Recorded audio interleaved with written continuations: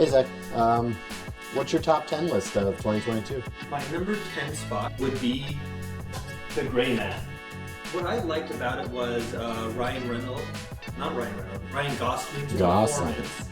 Yeah. I thought he played a really kind of cool James Bondy type action character. I've seen Chris Evans play a bad guy because you don't see him play a bad guy very often. Oh, yeah, that's an appealing thing.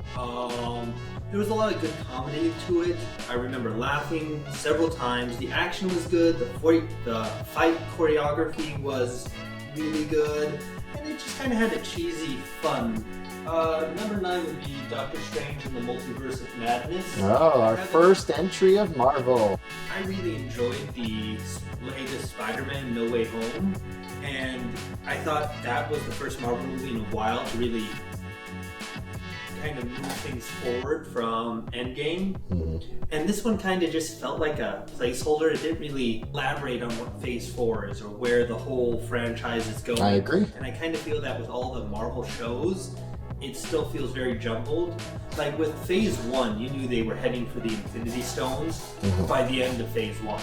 And we're now at the end of Phase 4, and I know they're going with King the Conqueror, but it just... Alright, my number 8 would be Sonic 2. All right. I very much enjoyed it. I remember we saw it in theaters with Mauricio. I kind of had low expectations going into it, but I really enjoyed it when we got there. And I know it's Jim Carrey's last movie, and may not be his greatest movie, but it's definitely not a bad movie to end a career on. May not be his last movie. Who knows? Number 7, Operation Mincemeat. I have no idea what this is. Oh, it was about... What was it on? It was on Netflix. Okay. It was a Netflix original. It's about the pre-British invasion against the German World War II forces.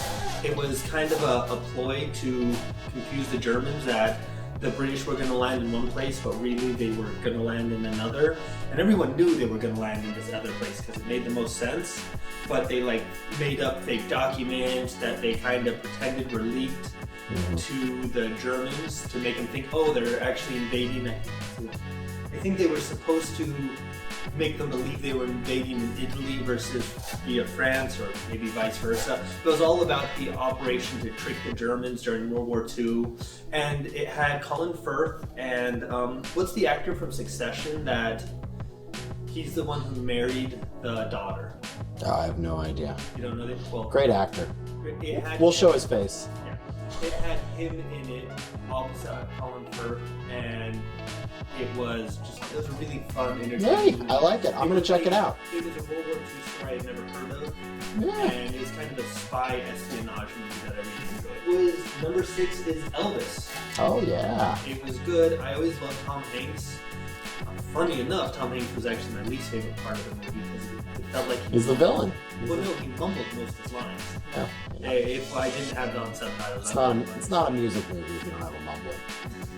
Yeah, but it was also, I didn't know the Elvis story that well, and I thought the actor that was playing Elvis was fantastic. Man from Toronto at number 5. Oh. That had Kevin Hart and Woody Harrelson. Yeah. I thought it was a comedy action movie. I thought they played off each other really well, because Kevin Hart's always funny in my opinion, and Woody Harrelson, who's usually very funny, kind of played more of a stiff character, but they kind of bounced off each other pretty well. And once again, action movie, had some good fight choreography, lots of explosions. Number 4, Top Gun Maverick. Only number 4, huh? Yeah, well, it was great. I saw it twice in theaters. Tom Cruise never disappoints. I thought it was a good addition to the Top Gun franchise. I mean, it's very common for studios to just oh no, what do we do? Oh, let's make a sequel. But it was a really good scene. I love watching the scene when he's demonstrating that the run could be possible. I've watched that scene on YouTube a dozen times. I thought it played great homage to the original while still being its own independent thing. Next up was Northman. I really liked Northman. I thought the action was fantastic. I thought it had a very brutal, very archaic feel to it. Well, I mean, that director is known for being as close to realistic as possible. Well, I also like that it was kind of a Nordic mythology shot from a very Nordic point of view. Like, there wasn't a lot of westernization to the story where they could have made it a lot more Hollywood. They didn't. They kept it, I think, good to, or as true to the original story as possible. Number 2, coming in at the very last minute, was Glass Onion.